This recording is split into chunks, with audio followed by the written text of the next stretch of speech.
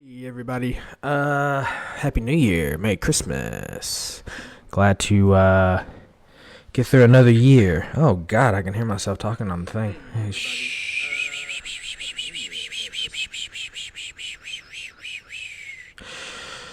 Nobody likes that. Nobody likes to hear themselves talk. I still have not listened to one of my podcasts. I'd love to go about it and maybe, I don't know,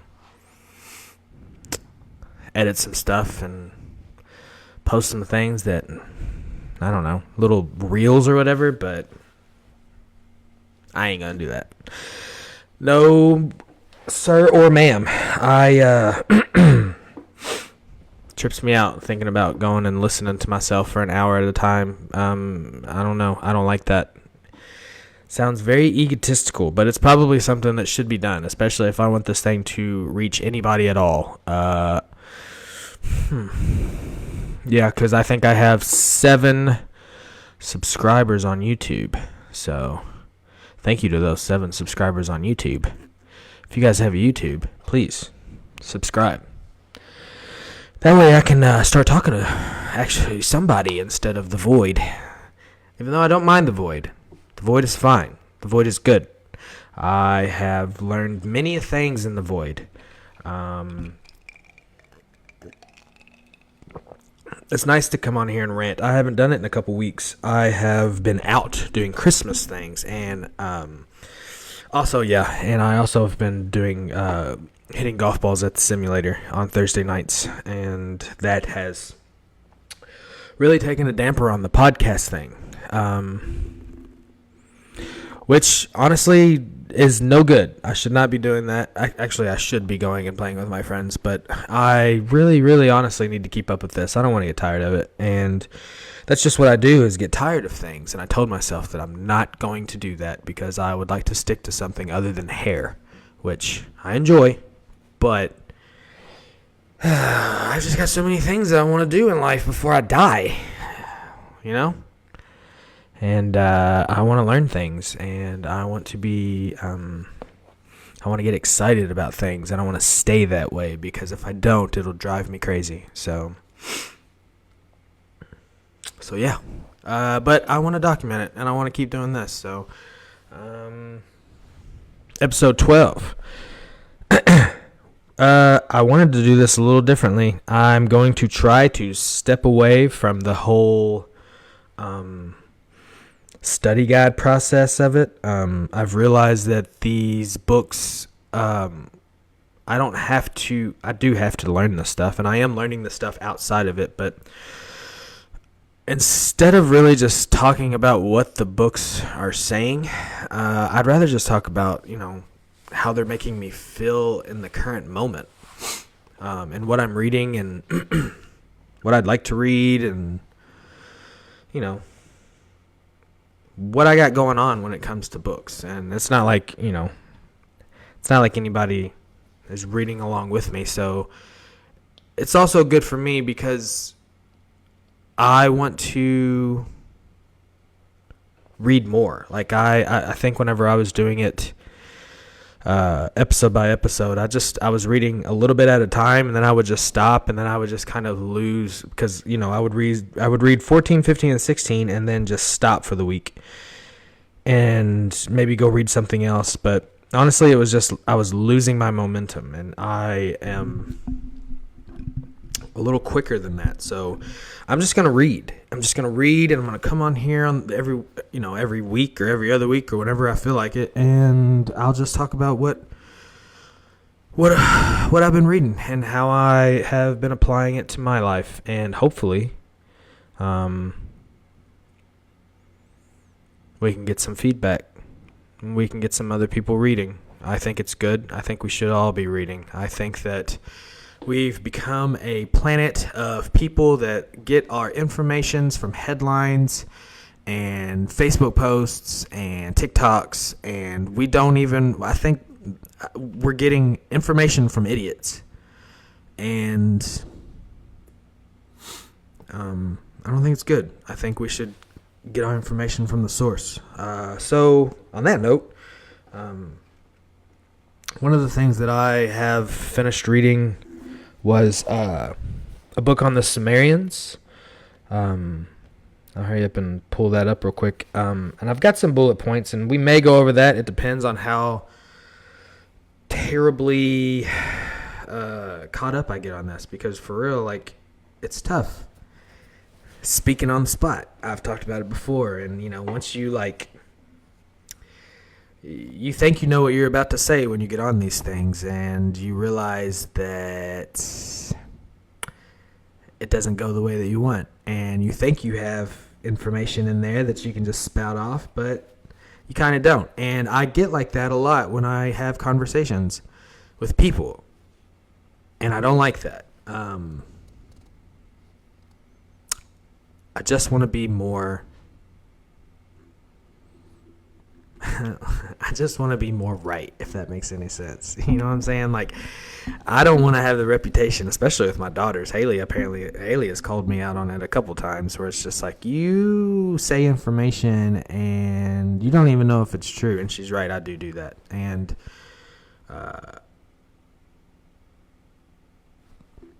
yeah, I don't want to do that anymore. So anyway, one of the things that I have been reading is about the Sumerians. And if you don't know who the Sumerians are, I will try to explain it to you. The Sumerians, they're a civilization, and if I don't explain this right, I apologize. I think I have it, though. They're a civilization that was one of our first. I really hope that doesn't already start blinking on me. They're one of the first civilizations that we have where they have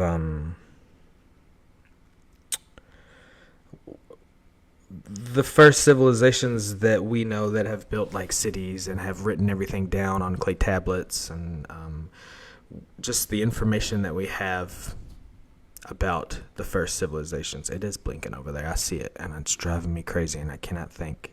I gotta fix that. I'm being lazy about that too. All the stuff afterwards, or inside, all that stuff. Oh, this is terrible. I do not like this today. I have not been very well prepared. Anyway, the Sumerians, they are a civilization one of the first civilizations that we know about. And they wrote all of their stuff on these clay tablets. And what's interesting about them is a lot of the stuff that they wrote is before the Bible. And that, I guess, for me, is my starting point of like where, I guess that's the starting point that I have of where we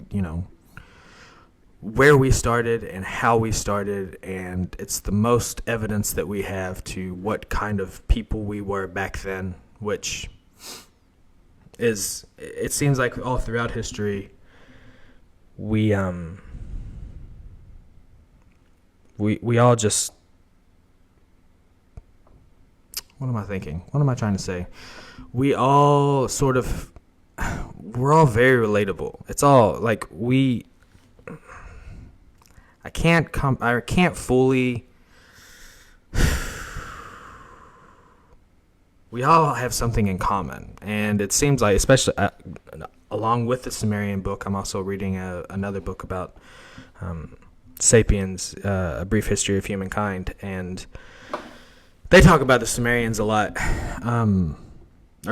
Yuval Noah, I forgot his last name. They talk about this, Harari. They talk about the Sumerians a couple times in there, and it just seems like, those books together, it just seems like all of history has really led up to the point that we're at right now. And I say that in like a way of like, there's always somebody in control. There's always somebody in power. There's always somebody that's wanting more. And they do it off of the backs of good people. The civilians. And I'm talking about kings and presidents and, Pharisees and pharaohs and all of that stuff. It always just seems to be I don't know. Everything is for power is basically what I'm seeing. And I wanted to start this journey. I wanted to go to the beginning of what we can. We can't really talk about the pyramids and what happened with those things because we really just don't know. Like, they really are just a mystery. And I think that you can go crazy constantly talking about what they could or could not be, and which honestly I like to do because it is a fascinating subject. But at the end of the day, until we actually have some real evidence, which hopefully they find one day, that would be great. Maybe 2026 is their year that they give us some new information other than they're a tomb. But till now, I mean, we don't have any information on what those people did, so we have the Sumerians. And it was fun. That book was, I honestly couldn't put that book down. It kind of made me step away from Sapiens, and I don't know if Sapiens is kind of boring, or maybe I'm just sort of, I guess, from doing the show, not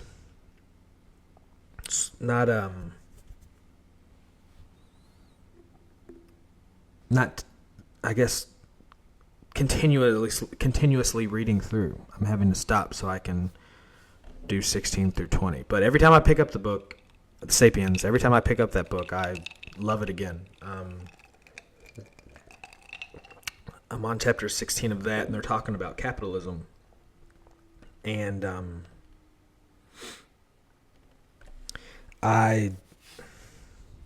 they're talking about capitalism as like it's almost like a religion, honestly, and what capitalism has done to the world. We can quickly go over the bullet points. They're not very long. I think that's a good idea. Capitalism is like a religion that worships endless economic growth and believes the future will always be richer. Unlike old economies that stayed the same, capitalism trusts in credit, lending money today because tomorrow's profit will pay it back. Yeah, that's one of the things that I learned. One of the things that I learned in the book was that banks can loan out for every dollar $10, even if they don't have it, and that's all the banks. And if those, that's why we're creating money out of thin air. Everything just goes back to credit. But if we all don't pay that credit back, then we're all in a lot of trouble. So that's one of the cool things that I learned in the book. Banks create money out of thin air by lending more than they actually have, as long as everyone believes growth will continue. Adam Smith said selfish greed is good because the invisible hand of the market turns personal profit into benefits for everyone. A simple example, a builder borrows imaginary money to make houses, hires workers, sells the house, pays back the loan, and the whole economy grows. Capitalism teamed up with science and empire to fund discoveries, factories, and trade, exploding global wealth from almost nothing to 1,500 to trillions today. It accepts huge inequalities because it claims anyone can get rich, and endless consumption because growth must never stop, even if it hurts the planet. It just seems like this whole book is about us getting more and more and more, and just becoming, it's almost like we're too smart for our own good. It seems what this book is trying to tell us.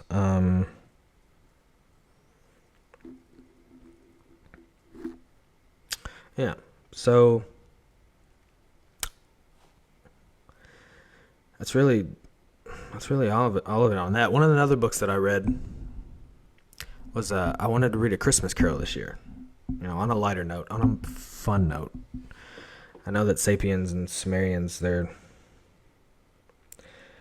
very informative, and honestly, it was fun to be able to put those books aside for a second and stop just feeding my head with information and actually sit down with a good novel.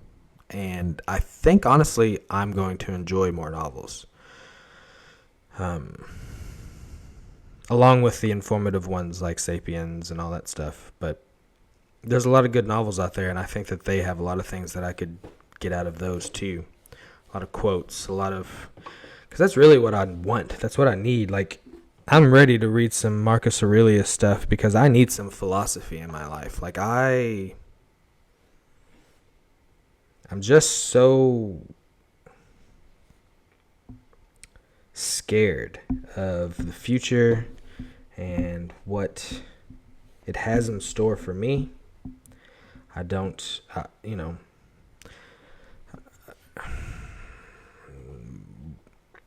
I don't want, I guess I have FOMO. Like, I don't want to die. And I don't know why that has anything to do with the books that I'm reading. And I don't know why I have troubles with my mortality. But I think it's almost like I'm trying to want to know everything before I go. And maybe I'm trying to find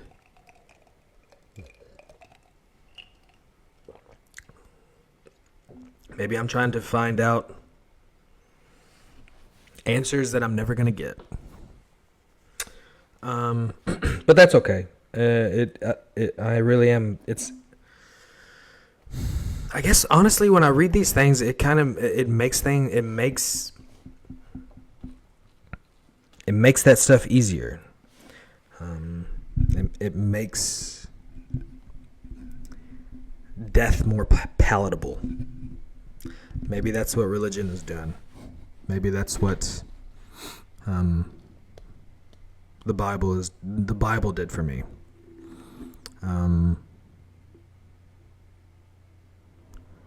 I don't want. What was I gonna say? I saw myself in the camera over here on the phone, and I was moving around, and it wasn't me, and it just completely just lost my train of thought. Oh, it doesn't matter. We can talk about this stuff another time when I have it more clearly thought out in my head. But A Christmas Carol. It's one of my favorite stories. I've always loved it. Me and Cassie went and saw it a long time ago, actually. I can't even say a few years ago. It was probably 15 years. This had to have been, if anything, Haley was a baby. And it's about Scrooge. And, Scrooge. You know the story. 3 ghosts. Ghost for Christmas Past. Actually, there's 4 ghosts. Because his friend, what's his name? Marley? That's the only part that I know about it. His friend died. And I guess everything in his life has made him crotchety. And I think we can all relate to that story. Because sometimes I think we forget the true meaning, not only of Christmas, of just life. And especially Christmas. Everybody is kind of, I don't know. I don't know about you guys, but as much as I read that book, I'm glad that Christmas is over. This year's been a tough year, to be honest. Like, it's kind of been a lull when it comes to work and finances, and that's okay. I don't even remember if we talked about this last week or the episode before, but it has been a little bit of a lull. It will get fixed this year. I'm going to be working a lot more, so that's going to help. But one of the reasons why I know that I'm going to fix that this year is because, man, at the end of the year, when Christmas hits you in your ass, it's tough. It's tough, especially when you're just not prepared. And we just weren't prepared this year. And like I said, that's okay. Our kids were happy. It sucks because it's always a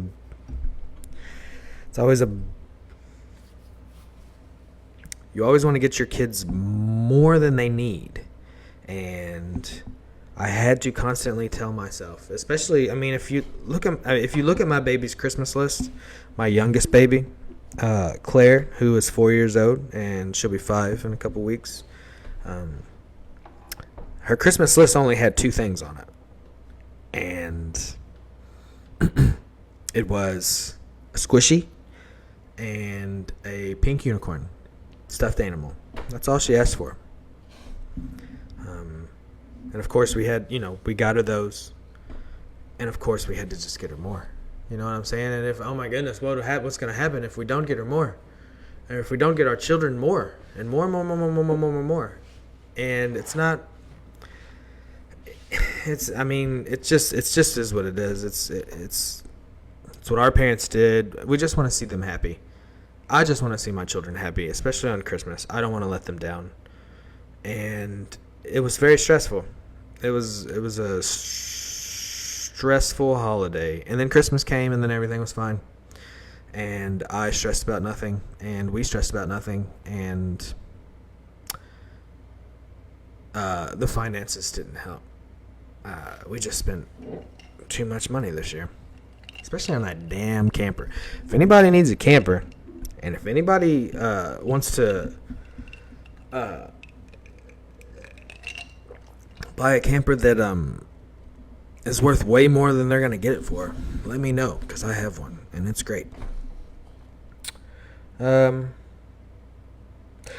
Yeah, so I read A Christmas Carol. I've watched Scrooged, and I would like to watch a couple of the more that I haven't seen. I saw the reason why I watched A Christmas Carol is because I wanted to see, I wanted to watch a movie, I wanted to watch a good classic Christmas movie. And I looked online to look at the top 100 Christmas movies of all time, and number 6 was A Muppets Christmas Carol. And even they did a good job. I'm not a Muppets fan. I think maybe I am more now in my 40s than I was as a kid, for sure, because I did not like the Muppets. But I'll tell you what, bravo to the puppeteers that ran that, because the Muppets is good. And it's cool. And they did the story cool. And they picked Michael Caine to play Scrooge, and Michael Caine ripped it as Scrooge. So yeah, even the ghosts, and it's cool because I feel like the Muppets tried to stay as true to the classic as possible, and after reading the classic, you really see that.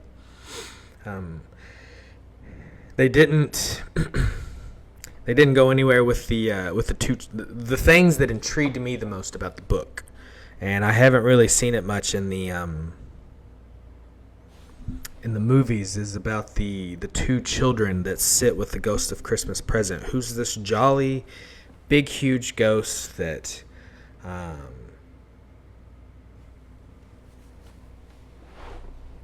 just screaming Christmas, basically. But at his feet, at the end of their visit with Scrooge, he has two children. I guess they are also ghosts, two spirits that are, I think it's want and ignorance, and the meaning of those two, and what they were about. I wish I could pull it up right here. I don't remember what it was, but he was just saying stay away from those two. I really wish I could. Let me see if I can type it in to see what was. Let's just type this. Let's just do this. We'll go in here and who was want and ignorance in A Christmas Carol.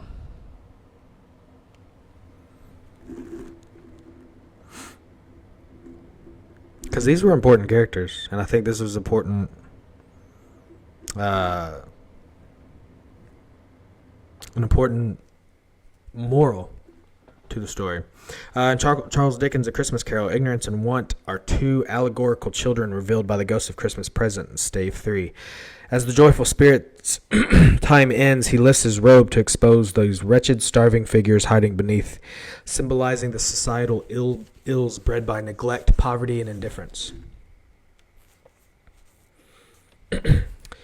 Dickens describes them vividly. They were a boy and girl, yellow, meager, ragged, skulling, wolfish, but prostate too in their humility. Where angels might have sat enthroned, devils lurked and glared out menacing. Spirit, are they yours? Scrooge could say no more. They are man's, said the spirit, looking down upon them, and they cling to me, appealing from their fathers. This boy is ignorance, this girl is want. Beware them both in all of their degree. But most of all, beware this boy, for on his brow I see that written which is doom, unless the writing be erased. And that's the ignorance. And the want, of course, is, want.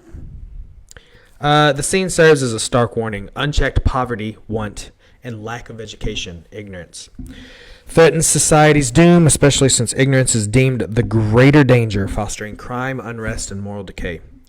Dickens, influenced by reports on child labor and visits to ragged schools, used this momentum to critique Victorian social inequality and urge charity and reform.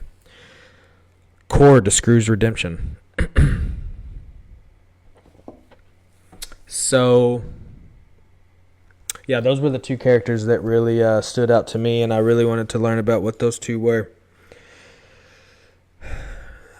It's fun reading these old novels. They, you almost can't even tell them apart from even like when you read. I don't know. I kind of just you can feel the Bible in them, and I guess that happens because they talk about in the passage they talk about devils and angels, and it's almost it's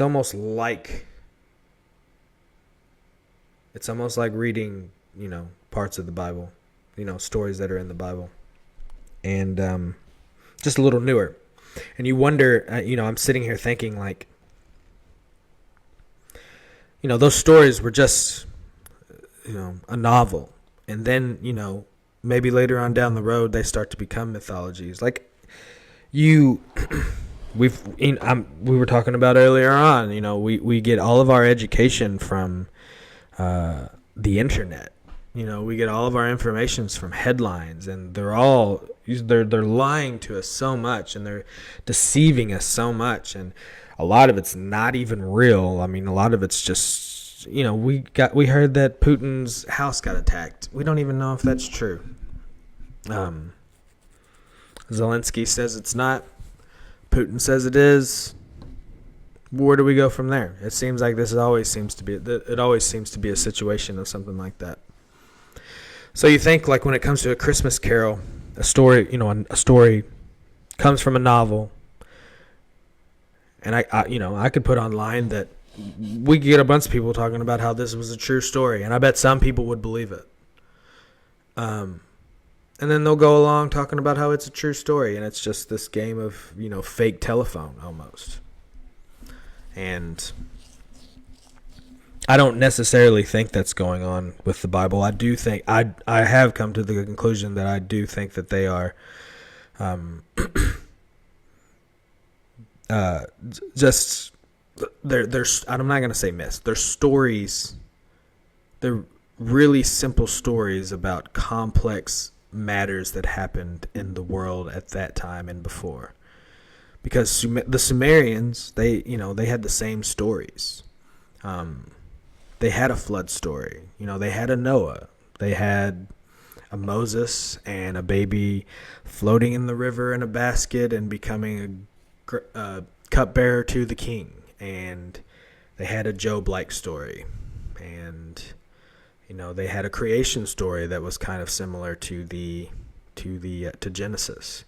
And they even have words that, came from the Sumerians that meant one thing. And then you go over to the Hebrews, and the thing that they say over here means the same thing that the Sumerians saying, and it's kind of, it's all connected. It's all connecting, and I guess. Another thing, too, is that, Abraham, he comes from Sumer, which is the Sumerians. And there's a lot of passages in the Bible that talk about the Sumerians. So yeah, I mean, those are connected. Man, I really went off on a tangent there and just lost it. It's gone. It's just, I feel like I was doing so good there. I feel like I was connecting all of that stuff really well.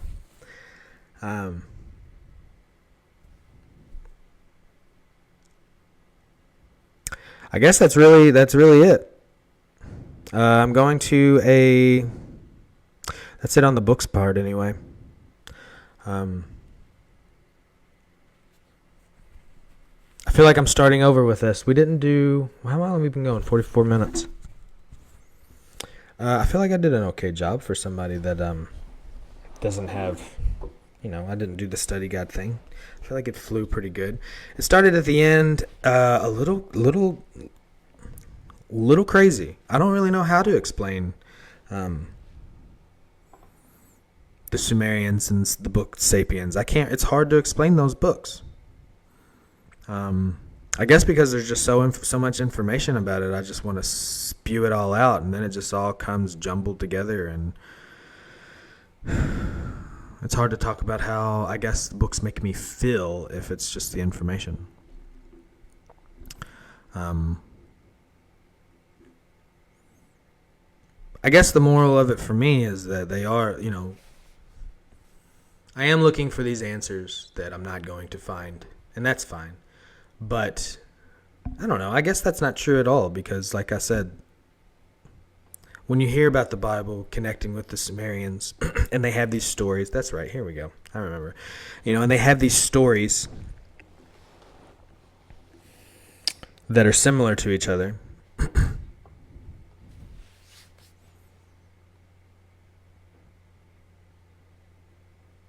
Again, it's tough. It's real,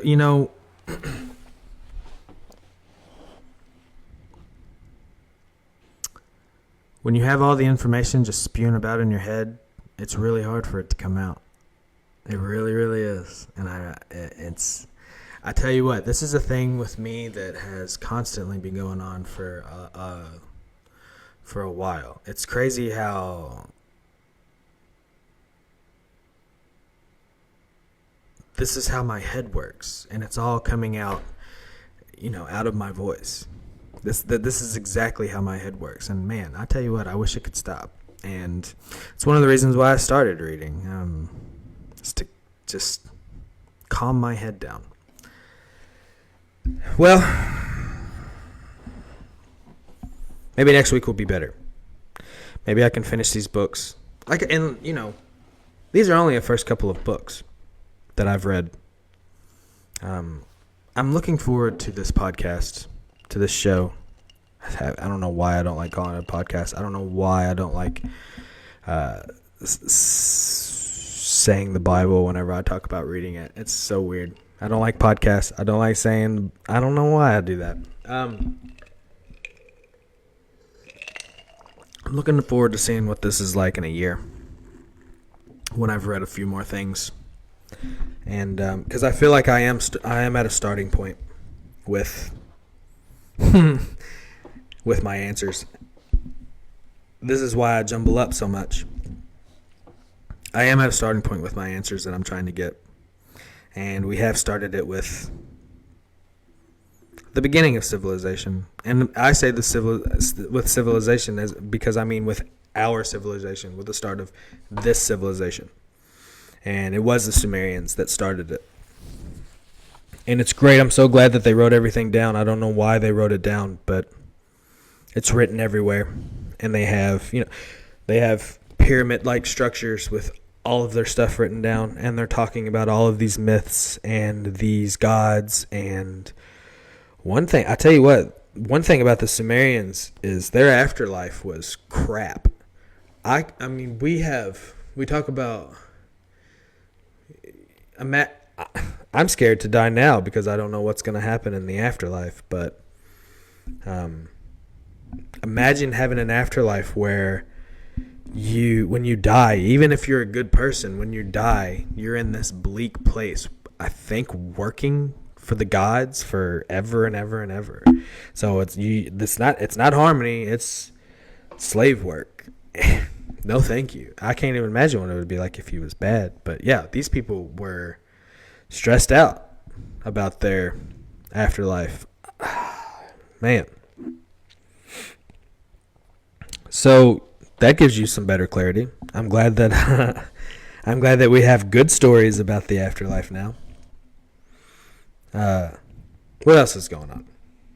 Started watching some documentaries. If you guys are interested, PBS has, of course, PBS. I didn't really think about this. PBS is free, and you can download their apps, and they have some really great Ken Burn documentaries for free that you can watch about, America's history, like the American Revolution and the Civil War and stuff. And Ken Burns is, such a great documentary filmmaker, and just a plethora of information. I cannot wait to dive into it. I like going into the documentary stuff, and I like going into the YouTube stuff and watching all these videos about the things that I'm reading, because you really get like a picture of what's going on back then. So I do want to start this year. I definitely want to start reading some documentaries, or watching some documentaries of some of the some of the things that I'll be reading. One of the things that I would like to read this year, since it's January, is Martin Luther King's biography. I think it's called King. I didn't realize that whenever he was shot, he was only 39 years old. And he was also a preacher, which, that's, I don't know. I don't know why that resonates for me so much right now. I guess because I watched, what's that movie? Selma, which was him going from Selma, Alabama. Was it Alabama or Georgia? To Birmingham, Alabama, and the trouble that caused, and the things that happened to those people, and that's just one of the things. So yeah, January is going to be Martin Luther King biography. So we'll talk about that more. Hopefully, I do a better justice of what I'm doing at the moment, because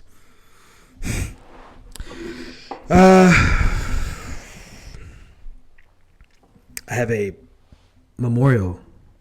funeral memorial that I am gladly going to tomorrow. The only teacher that I know that didn't come from day treatment, because day treatment is full of just angel teachers whenever I went there, and that is not a joke. The teachers my high school teachers, not from North Bullitt, but from day treatment, were a few of the greatest teachers ever. But North Bullitt did have the best, and I mean that, the best teacher that I've ever known. His name was Dean French, and at school we called him Mr. French, and he was such a blessing.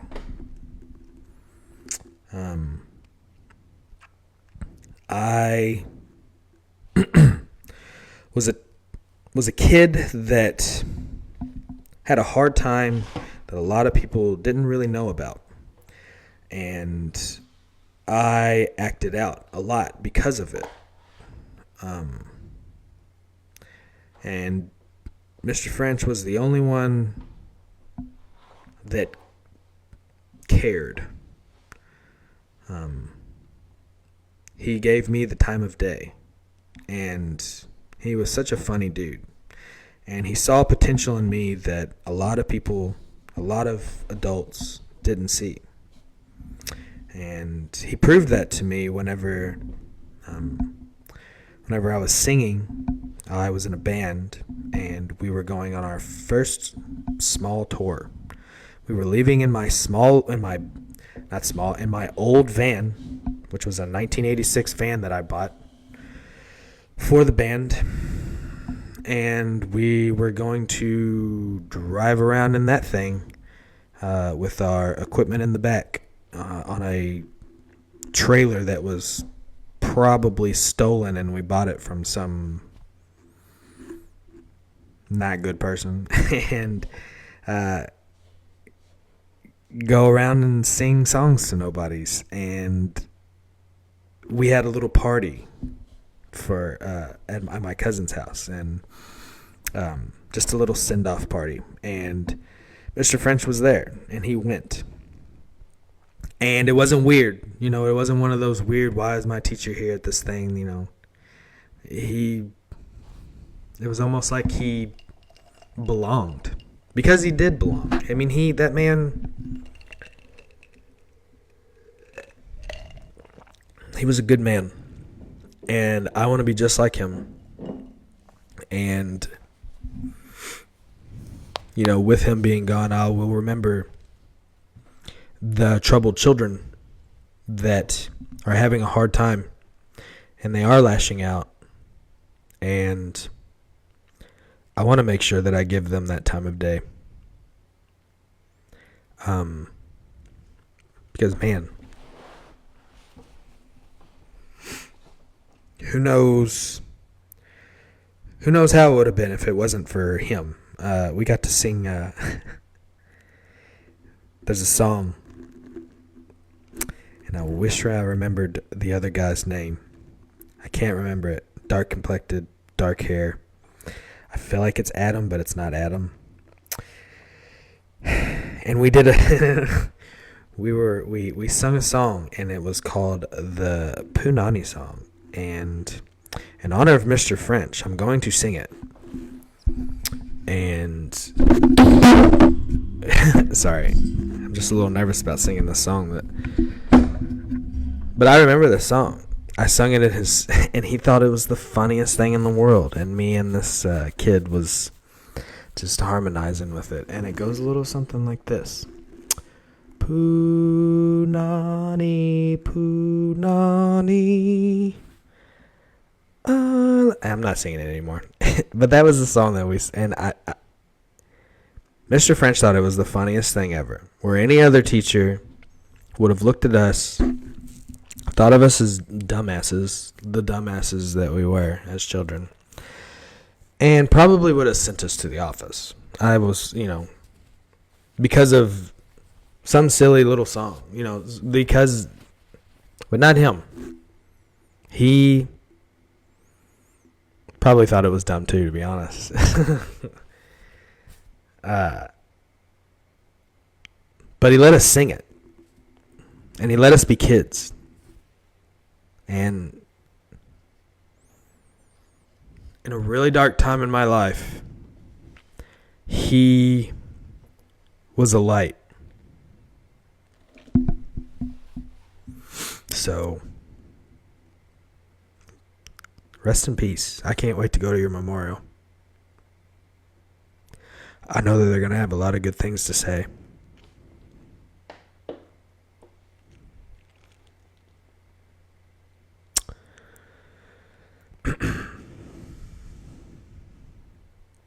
Well, that's that.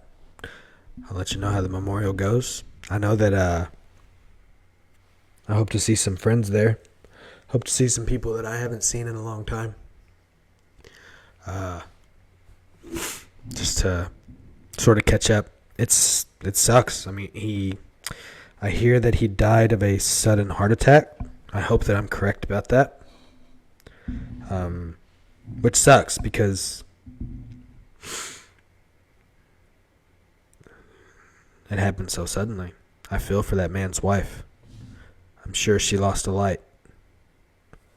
Because I know that I haven't seen that man in so long, but I know that he loved his wife, and I know that they loved each other. It seems like they had a great marriage, and I don't know. Hopefully I can have a little bit of what he had when it came to, I don't know, the life that he led. Anyway, I'm rambling. I'll see you guys next week. I'll be finishing Sapiens. I'll probably actually once I finish Sapiens, which will probably be this week coming up, I guess we'll start on the Martin Luther King autobiography. Honestly, what I'd really like to do, there's a book that I wanted to start reading. because I think it would help me. And it's about retaining knowledge. And it's called Make It Stick. I haven't read it. It's The Science of Successful Learning. This is one of the top recommended books on the topic. It debunks common myths like rereading or highlighting as the best methods, and explains proven techniques such as retrieval practice, spaced repetition, and interleaving to make knowledge stick long term. So yeah, I wanted to read a book to help me retain some of this knowledge. I think it comes with practice. And I think that I'm a little OCD, so every time that I do come up to a passage, and either it's ADHD or it's my OCD, where either I'm reading a passage and I just veer off into outer space in my head and will just autopilot my reading for the next 3 paragraphs and not even know where I am, and or I will, I started doing that, or I'll just, I'll have to keep rereading over and over to make sure that I get it. And I got to stop that. So hopefully we can fix that with some of the books. So we'll get into that too. Maybe we can talk about that stuff. Maybe I'll have some information on how to retain some of this knowledge, and maybe I can actually be able to spit it out without having to, rely on my iPad. So,